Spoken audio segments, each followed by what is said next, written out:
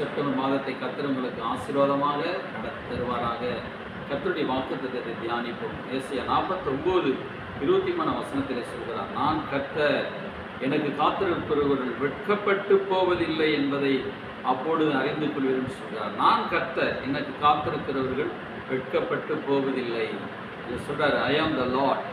பாருங்க, ஆண்டவர் சொல்றாரு, நான் கர்த்தர் என்று சொல்கிறார். அல்லேலூயா. Father shall not be shamed who wait for me. எனக்கு காத்திருக்கிறவர்கள் வெட்கப்படுவதில்லை என்று இயேசு சொல்கிறார். இந்த காலவெளியிலே பிரியமானவர்களே, நீங்கள் கர்த்தருக்கு காத்திருக்கும் பொழுது நிச்சயமாய் ஆண்டவர் உங்களுக்கு செய்ய வேண்டிய வாக்குத்தத்தங்கள் எல்லாம் நிறைவேற்றுவார்.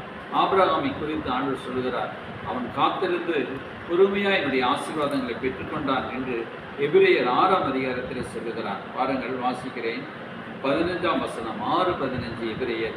அந்தபடியே அவன் பொறுமையாய் காத்திருந்து வாக்குத்தத்தம் பண்ணப்பட்டதை பெற்றான். பொறுமையாய் காத்திருந்தான், நீடிய பொறுமையாய் இருந்தது. இன்னும் எபிரேயர் 6:11 சொன்னார், நீங்கள் அசதியாய் இல்லாமல் வாக்குத்தத்தங்களை என்ன சொல்ல விசுவாசத்தினால் நீடிய பொறுமையினால் சுதந்திரத்துக் கொள்ளுவர்களை பின்பற்றுங்கள். நீடிய பொறுமையாக இருந்து ஆண்டவர் நமக்கு சொன்ன ஒவ்வொரு வாக்குத்தத்தங்களும் நிறைவேறுகிறதுக்கு காலதாமதம் ஆகலாம். நான் கொஞ்சம் நம்ம நீடிய பொறுமையோடு ஒரு இடத்துல தொடர்ந்து நாம் ஜெபித்து கொண்டே இருப்போமானால் கர்த்தர் நிச்சயமாக நம்ம வாக்குத்தத்தத்தை நிறைவேற்றுவார். அந்த ஸ்திரீ பாருங்கள், அவள் ஒரு விதவையான ஸ்திரீ. அவர் அநீதியான நியாயாதிபதியிடத்தில் போய் ஓயாமல் தொந்தரவு பண்ணி தனக்கு நியாயம் செய்ய வேண்டும் என்று கேட்டுக்கொண்டே இருந்தாலும் பாருங்கள், அந்த நியாயாதிபதி சொன்னான், நிச்சயமாக இவருக்கு நான் நியாயம் செய்ய வேண்டும் என்று சொன்னான். அந்த அநீதியுள்ள நியாயாதிபதியே நான் நிச்சயம் செய்ய வேண்டும் என்று சொன்னார்.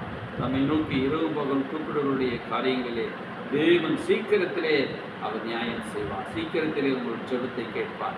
இரவும் பகலும் தம்மை நோக்கி கூப்பிடுவருடைய காரியங்களிலே ஆண்டவர் நீடிய பொறுமையுள்ளவராக இருந்து சீக்கிரத்தில் பதில் தருவார் என்று வேதவசனம் சொல்லுகிறது. அதனால் இரவு பகலும் உங்களுடைய ஜெபங்களை நீங்கள் விட்டுவிடாதீர்கள். இந்த மாதத்திலும் கூட அதிகமாக ஜெபம் பண்ணுங்கள். இரவும் பகலும் ஆண்டவரை தேடிக்கொண்டே இருங்க. அவருக்கு காத்திக்க கொண்டிருக்கிறவங்களை கடவுள் ஆசீர்வதிப்பார். இதுவரைக்கும் நீங்கள் எவ்வளோ வருடங்கள் காத்திருந்திருக்கலாம். ஆபிரகாம் பாருங்கள், அவன் ஒரு குழந்தை பெறுவதற்காக 25 வருடம் காத்திருந்தான். 100 வயதான போதிலும் கர்த்தர் விசுவாசித்தான். சாரா கற்பம் செத்து போனதாக இருந்தாலும் அவர்கள் விசுவாசித்தார்கள், பொறுமையாய் காத்திருந்தார்கள். ஆண்டவர் ஏற்ற வேளையில் அவர்கள் கற்பனை செய்தார். அந்த ஈசாக்கை பெற்றெடுத்தான். யாக்கோவை அந்த ஈசாக்கு மூலமாக